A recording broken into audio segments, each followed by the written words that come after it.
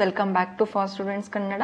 ಇವತ್ತಿನ ವಿಡಿಯೋದಲ್ಲಿ ನಾವು ಸೆಲ್ ಪೊಟೆನ್ಷಿಯಲ್ ಅಥವಾ ಇಎಂಎಫ್ ಎಂಬ ಟಾಪಿಕ್ ಬಗ್ಗೆ ಡಿಸ್ಕಸ್ ಮಾಡೋಣ.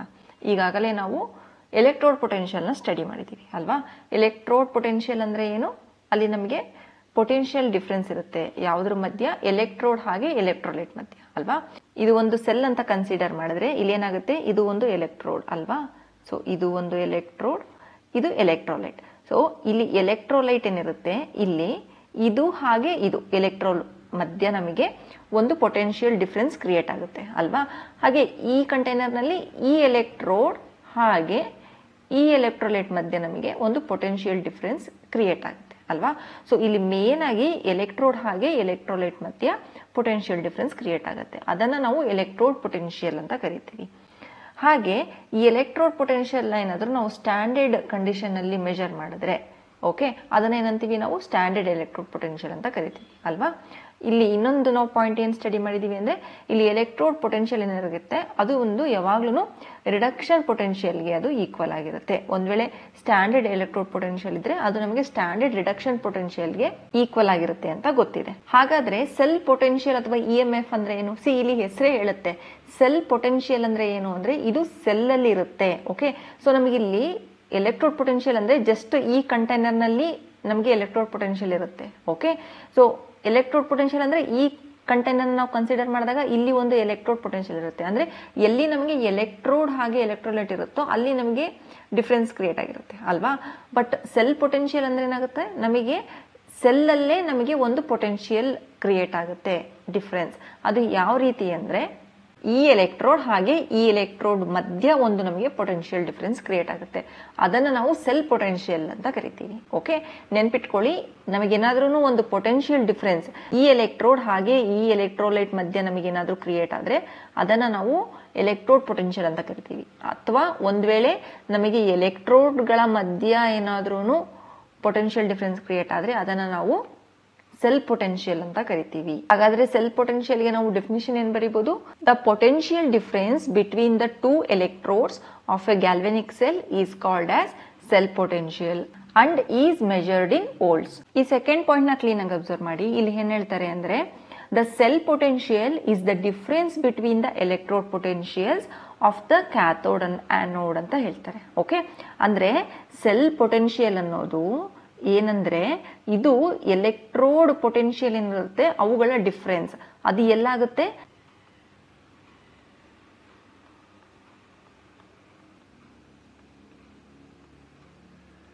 ಈ ಕ್ಯಾಥೋಡ್ ಹತ್ರ ಏನು ನಮಗೆ ಎಲೆಕ್ಟ್ರೋಡ್ ಪೊಟೆನ್ಷಿಯಲ್ ಇರುತ್ತೆ, ಆನೋಡ್ ಹತ್ರ ಏನು ಎಲೆಕ್ಟ್ರೋಡ್ ಪೊಟೆನ್ಷಿಯಲ್ ಇರುತ್ತೆ, ಆ ಎರಡು ಎಲೆಕ್ಟ್ರೋಡ್ ಪೊಟೆನ್ಷಿಯಲ್ಗಳ ಡಿಫರೆನ್ಸ್ ಅದು ಯಾವಾಗ ಕ್ಯಾಥೋಡ್ ನ ನಾವು ಮೈನಸ್ ಆನೋಡ್ ಅಂತ ತಗೋಬೇಕು. ಓಕೆ, ಈ ಒನ್ ಮೋರ್ ಪಾಯಿಂಟ್ ಏನಂದ್ರೆ, ಇಲ್ಲಿ ಎಲೆಕ್ಟ್ರೋಡ್ ಪೊಟೆನ್ಷಿಯಲ್ ಏನಿರುತ್ತೆ ಇಲ್ಲಿ ಯಾವ್ದು ಕನ್ಸಿಡರ್ ಮಾಡಬೇಕು, ಆಗೇನ್ ರಿಡಕ್ಷನ್ ಪೊಟೆನ್ಷಿಯಲ್ ನ ನಾವು ಕನ್ಸಿಡರ್ ಮಾಡಬೇಕು. ಓಕೆ, ರಿಡಕ್ಷನ್ ಪೊಟೆನ್ಷಿಯಲ್ ಏನಿರುತ್ತೆ ಕ್ಯಾಥೋಡ್ ಹತ್ರ ಅದು ಮೈನಸ್ ರಿಡಕ್ಷನ್ ಪೊಟೆನ್ಷಿಯಲ್ ಆನೋಡ್ ಹತ್ರ ಏನಿರುತ್ತೆ ಅದನ್ನ ನಾವು ಕನ್ಸಿಡರ್ ಮಾಡಬೇಕಾಗುತ್ತೆ. ಓಕೆ, ಸೆಲ್ ಪೊಟೆನ್ಷಿಯಲ್ಗೆ ಅದನ್ನೇ ಇಲ್ಲಿ ಹೇಳಿರೋದು, ಕ್ಯಾಥೋಡ್ ಮೈನಸ್ ಆನೋಡ್ ಏನಿರುತ್ತೆ ಅದನ್ನ ಇಲ್ಲಿ ಕನ್ಸಿಡರ್ ಮಾಡಬೇಕಾಗುತ್ತೆ.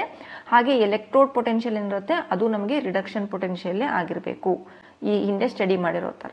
ಓಕೆ, ಹಾಗೆ ನೆಕ್ಸ್ಟ್ ಏನ್ ಹೇಳ್ತಾರೆ, it is called the cell electromotive force of the cell when no current is drawn to the cell ಅಂತ ಹೇಳ್ತಾರೆ. ಓಕೆ, ಈ ಸೆಲ್ ಪೊಟೆನ್ಷಿಯಲ್ ಏನಿದೆ ಇದನ್ನೇ ನಾವು ಇಎಂಎಫ್ ಅಂತ ಕರಿತೀವಿ. ಇಎಂಎಫ್ ಅಂದ್ರೆ ಏನು? Electromotive force. ಅಂದ್ರೆ ಈ ಸೆಲ್ ಪೊಟೆನ್ಷಿಯಲ್ ಏನಿರುತ್ತೆ ಅದನ್ನೇ ನಾವು ಇಎಂಎಫ್ ಅಂತ ಕರಿತೀವಿ. ಯಾವಾಗ ಇದನ್ನ ಇಎಂಎಫ್ ಅಂತ ಕರಿತೀವಿ ನಾವು, ಈ ಸೆಲ್ ಏನಿರುತ್ತೆ ಇದರಿಂದ ನಾವು ಕರೆಂಟ್ ನ ಡ್ರಾ ಮಾಡದೇ ಇದ್ದಾಗ. ಇದು ತುಂಬಾ ಇಂಪಾರ್ಟೆಂಟ್. ಓಕೆ, ನಾವು ಈ ಸರ್ಕ್ಯೂಟ್, ಇದು ಒಂದು ನಮಗೆ ಕಂಟಿನ್ಯೂಸ್ ಸರ್ಕ್ಯೂಟ್ ಇರುತ್ತೆ ಅಲ್ವಾ ಇಲ್ಲಿ. ಸೊ ಈ ಸರ್ಕ್ಯೂಟ್ ಇಂದ ನಾವು ಕರೆಂಟ್ ನ ತೆಗೆದೇ ಇದ್ದಾಗ ಏನಿರುತ್ತೆ ಪೊಟೆನ್ಷಿಯಲ್, ಆ ಪೊಟೆನ್ಷಿಯಲ್ ಡಿಫರೆನ್ಸ್ ಏನಿರುತ್ತೆ ಇವೆರಡುಗಳ ಮಧ್ಯ ಅದನ್ನ ನಾವು ಇಎಂಎಫ್ ಅಂತ ಕರಿತೀವಿ. Okay, so EMF cell potential ಯಾವಾಗ ಒಂದಾಗುತ್ತೆ ಅಂದ್ರೆ ನಾವು ಕರೆಂಟ್ ನ ಡ್ರಾ ಮಾಡದೇ ಇದ್ದಾಗ. ಓಕೆ, ಸೊ ಇನ್ಮೇಲಿಂದ ನಾವು ಈ ಸೆಲ್ ಪೊಟೆನ್ಷಿಯಲ್ ನ ಇಎಂಎಫ್ ಅಂತಾನೆ ಕರಿತಾ ಹೋಗ್ತೀವಿ.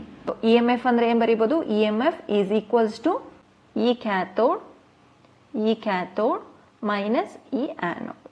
ಹಾಗಾದ್ರೆ ಇಎಂಎಫ್ ನ ಏನ್ ಬರೀಬಹುದು, EMF equals to E cathode minus E anode. E M F ನ ನಾವೇನು ಫೈನಲ್ ಆಗಿ ಬರೀಬಹುದು ಅಂದ್ರೆ ಇದನ್ನ ಕ್ಯಾಪಿಟಲ್ ಇ ಅಂತ ಬರೀಬಹುದು. ಓಕೆ, ಕ್ಯಾಪಿಟಲ್ ಇ ಅಂತ ಬರೆದ್ಬಿಟ್ಟು ಕೆಳಗಡೆ ನಾವು ಸೆಲ್ ಅಂತ ಬರಿತೀವಿ. ಸೊ ಇನ್ಮೇಲಿಂದ ಈ ರೀತಿ ಬರೆದ್ರೆ ಏನಂತ, ಇದು E M F of cell ಅಂತ ಅರ್ಥ. Okay, E M F of cell is equals to E cathode minus E anode, ಇದು ಅಂತ ಅರ್ಥ. ನಾವು ಇದನ್ನು ಇನ್ನೊಂಥರ ಯಾವ ರೀತಿ ಬರೀಬಹುದು ಅಂದ್ರೆ E cell is equals to E right minus E left ಅಂತ ಸಹ ಬರಿತೀವಿ. ಏನಕ್ಕಂದ್ರೆ ನಮಗೆ ಲೋನ್ ಪ್ರಕಾರ ಏನ್ ಗೊತ್ತು, ಲೋನ್ ಪ್ರಕಾರ ನಮಗೆ ಆನೋಡ್ ಅನ್ನೋದು ಲೆಫ್ಟ್ ಅಲ್ಲಿ ಇರುತ್ತೆ ಅಂತ ಗೊತ್ತು ಅಲ್ವಾ.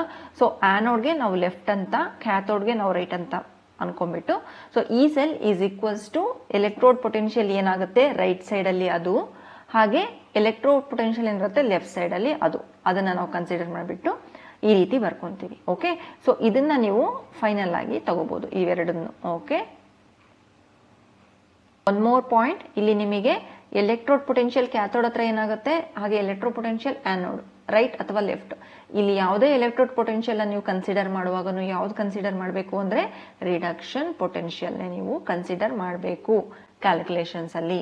ಯಾಕಂದ್ರೆ ಐಯುಪ್ಯಾಕ್ ಪ್ರಕಾರ ನಮಗೆ ರಿಡಕ್ಷನ್ ಪೊಟೆನ್ಷಿಯಲ್ ಎಲೆಕ್ಟ್ರೋಡ್ ಪೊಟೆನ್ಷಿಯಲ್ ಆಗಿರುತ್ತೆ.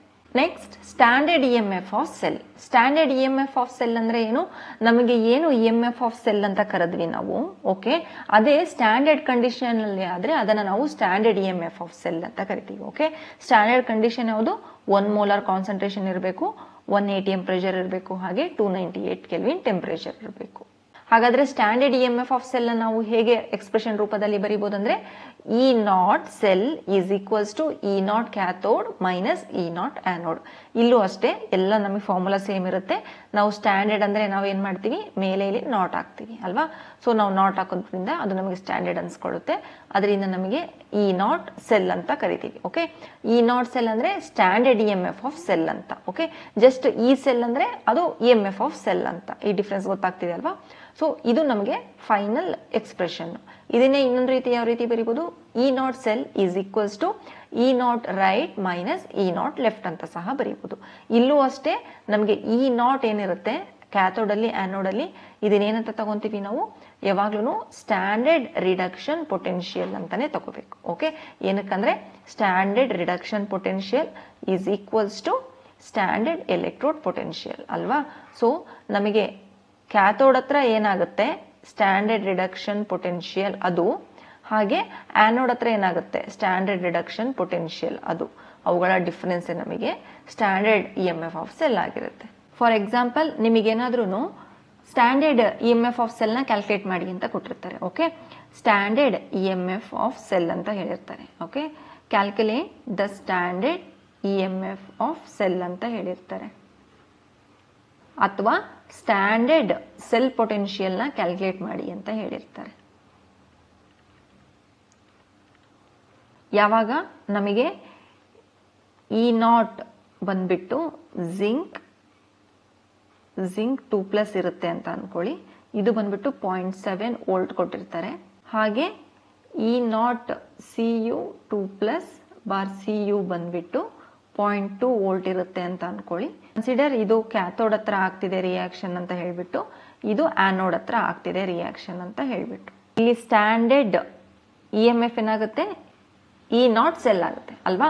ಸ್ಟ್ಯಾಂಡರ್ಡ್ ಇ ಎಂ ಎಫ್ ಅಥವಾ ಸ್ಟ್ಯಾಂಡರ್ಡ್ ಸೆಲ್ ಪೊಟೆನ್ಷಿಯಲ್ ಬಂದ್ಬಿಟ್ಟು ಇ ನಾಟ್ ಸೆಲ್ ಆಗುತ್ತೆ. ದಟ್ ಈಸ್ ಈಕ್ವಲ್ಸ್ ಟು ನಮಗೇನ್ ಫಾರ್ಮುಲಾ ಗೊತ್ತು, E naught cathode minus E naught anode. E not cell is equals to E naught cathode ಏನಾಗಿರುತ್ತೆ, ಇಲ್ಲಿ cathode ಹತ್ರ ಯಾವ್ದು reaction ಆಗ್ತಿರೋದು ಇದು ಅಲ್ವಾ. ಸೊ ಕ್ಯಾಥೋಡ್ ಹತ್ರ ಆಗ್ತಿದೆ ಅಲ್ವಾ. ಈ ಎರಡು ಕೇಸಲ್ಲಿ ಏನ್ ತಗೋಬೇಕು ನಾವು, ಸ್ಟ್ಯಾಂಡರ್ಡ್ ರಿಡಕ್ಷನ್ ಪೊಟೆನ್ಷಿಯಲ್ ನೇ ತಗೋಬೇಕು. ಸ್ಟ್ಯಾಂಡರ್ಡ್ ರಿಡಕ್ಷನ್ ಪೊಟೆನ್ಷಿಯಲ್ ಯಾವ್ದಾಗಿದೆ ನೋಡಿ. ಇಲ್ಲಿ ಏನ್ ಕೊಟ್ಟಿದ್ದಾರೆ, ಇದು ಏನ್ reduction potential oxidation potential. Reduction potential ಅಲ್ಲಿ ಏನಾಗುತ್ತೆ ಅಂತ ಹೇಳಿದೀನಿ, ಪ್ಲಸ್ ಚಾರ್ಜ್ ಡಿಕ್ರೀಸ್ ಆಗುತ್ತೆ ಅಂತ ಹೇಳಿದೀನಿ ಅಲ್ವಾ. ಸೊ ಸ್ಟ್ಯಾಂಡರ್ಡ್ ರಿಡಕ್ಷನ್ ಪೊಟೆನ್ಷಿಯಲ್ ಸಹ ನಮಗೆ ಪ್ಲಸ್ ಚಾರ್ಜ್ ಡಿಕ್ರೀಸ್ ಆಗುತ್ತೆ. ಇಲ್ಲಿ ಏನಾಗಿದೆ, ಪ್ಲಸ್ ಚಾರ್ಜ್ ನಮಗೆ ಡಿಕ್ರೀಸ್ ಆಗಿದೆ ಅಲ್ವಾ. So this is reduction potential ಅಂದ್ರೆ ಸ್ಟ್ಯಾಂಡರ್ಡ್ ರಿಡಕ್ಷನ್ ಪೊಟೆನ್ಷಿಯಲ್. ಇದು ಬಂದ್ಬಿಟ್ಟು ಸ್ಟ್ಯಾಂಡರ್ಡ್ ರಿಡಕ್ಷನ್ ಪೊಟೆನ್ಷಿಯಲ್ ಆಗಿದೆ. ಓಕೆ, ಎಷ್ಟು 0.2 ವೋಲ್ಟ್. ಓಕೆ, ಸೊ ಕ್ಯಾಥೋಡ್ ಏನಿದೆ ಇದಕ್ಕೆ ಸ್ಟ್ಯಾಂಡರ್ಡ್ ರಿಡಕ್ಷನ್ ಪೊಟೆನ್ಷಿಯಲ್ ಡೈರೆಕ್ಟ್ ಆಗಿ 0.2 ಅಂತ ತಗೊಳ್ಳಿ. ಮೈನಸ್ E0 ಆ್ಯನೋಡ್ ಎಷ್ಟಿದೆ ಇಲ್ಲಿ, ಇದು ನೋಡ್ಬಿಟ್ಟು ನೋಡಿ, ಇದು ಸ್ಟ್ಯಾಂಡರ್ಡ್ ಆಕ್ಸಿಡೇಷನ್ ಪೊಟೆನ್ಷಿಯಲ್ ಅಥವಾ ಸ್ಟ್ಯಾಂಡರ್ಡ್ ರಿಡಕ್ಷನ್ ಪೊಟೆನ್ಷಿಯಲ್ ಅಂತ. ಇಲ್ಲಿ ಪ್ಲಸ್ ಚಾರ್ಜ್ ಬಂದ್ಬಿಟ್ಟು ಇನ್ಕ್ರೀಸ್ ಆಗಿದೆ. ಇನ್ಕ್ರೀಸ್ ಆದರೆ ಏನು, ಇದು ಬಂದ್ಬಿಟ್ಟು ಸ್ಟ್ಯಾಂಡರ್ಡ್ ಆಕ್ಸಿಡೇಷನ್ ಪೊಟೆನ್ಷಿಯಲ್ ಆಗಿದೆ ಅಲ್ವಾ. ಸ್ಟ್ಯಾಂಡರ್ಡ್ ಆಕ್ಸಿಡೇಷನ್ ಪೊಟೆನ್ಷಿಯಲ್ ಬಂದ್ಬಿಟ್ಟು 0.7 ವೋಲ್ಟ್ ಆಗಿದೆ. ಬಟ್ ನಾವಿಲ್ಲಿ ಏನು ಕನ್ಸಿಡರ್ ಮಾಡ್ತೀವಿ, ಇದು ನಮಗೆ ಸ್ಟ್ಯಾಂಡರ್ಡ್ ರಿಡಕ್ಷನ್ ಪೊಟೆನ್ಷಿಯಲ್ಲೇ ಆಗಿರಬೇಕು. ಹಾಗಾದರೆ ಸ್ಟ್ಯಾಂಡರ್ಡ್ ರಿಡಕ್ಷನ್ ಪೊಟೆನ್ಷಿಯಲ್ ಏನಾಗುತ್ತೆ, ಇದ್ರದ್ದು ಆಪೋಸಿಟ್ ಇರುತ್ತೆ, ಅಂದರೆ -0.7 ವೋಲ್ಟ್ ಇರುತ್ತೆ ಅಲ್ವಾ. ಸೊ ಇಲ್ಲಿ ಏನು ಮಾಡಿ, ನೀವು -0.7 ವೋಲ್ಟ್ ತಗೊಳ್ಳಿ. Okay, this will be equals to 0.9 volt. ಅಂದರೆ ನಮಗೆ standard EMF of cell or standard cell potential ಎಷ್ಟಿದೆ, 0.9 ವೋಲ್ಟ್ ಇದೆ. ಸೊ ಈ ರೀತಿ ನಿಮಗೆ ಎಲೆಕ್ಟ್ರೋಡ್ ಪೊಟೆನ್ಷಿಯಲ್ ಅಥವಾ ಸ್ಟ್ಯಾಂಡರ್ಡ್ ಎಲೆಕ್ಟ್ರೋಡ್ ಪೊಟೆನ್ಷಿಯಲ್ ಆನೋಡ್ ಹತ್ರ ಕ್ಯಾಥೋಡ್ ಹತ್ರ ಲೆಫ್ಟ್ ಅಥವಾ ರೈಟ್ ಸೈಡಲ್ಲಿ ಏನಾಗ್ತಿದೆ ಅಂತ ಕೊಟ್ಟು ನಿಮಗೆ EMF ಸೆಲ್ ಕ್ಯಾಲ್ಕುಲೇಟ್ ಮಾಡಿ ಅಥವಾ ಸ್ಟ್ಯಾಂಡರ್ಡ್ EMF ಸೆಲ್ ಕ್ಯಾಲ್ಕುಲೇಟ್ ಮಾಡಿ ಅಂದರೆ ನೀವು ಈ ರೀತಿ ಕ್ಯಾಲ್ಕುಲೇಷನ್ ಮಾಡಬೇಕಾಗುತ್ತೆ. ಐ ಹೋಪ್ ಟುಡೇಸ್ ಕ್ಲಾಸ್ ನಿಮಗೆ ಅರ್ಥ ಆಗಿದೆ ಅಂತ ಅನ್ಕೊಂತೀನಿ. ನೆಕ್ಸ್ಟ್ ವಿಡಿಯೋದಲ್ಲಿ ಇನ್ನೂ ಒಂದು ಇಂಟ್ರೆಸ್ಟಿಂಗ್ ಟಾಪಿಕ್ ಡಿಸ್ಕಸ್ ಮಾಡೋಣ. Thank you.